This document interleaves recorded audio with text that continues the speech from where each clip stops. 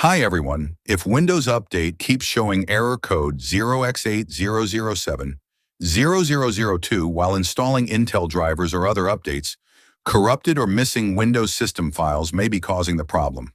In this guide, I'll show you how to repair Windows and fix the update error using two built-in commands. First, click the Start button and search for Command Prompt. Next, right-click Command Prompt and select Run as Administrator. Then type the following command and press Enter DISM/online/cleanup -image/RestoreHealth. Windows will now scan the system image and repair any corrupted components.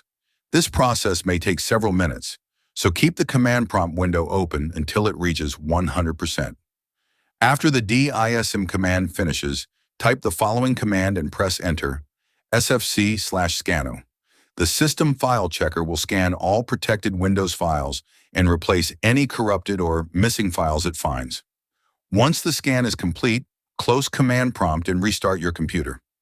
Finally, open Windows Update and click Retry to install the failed updates again. That's it. These two commands should repair the damaged Windows components and fix update error 0x80070002 without deleting your personal files.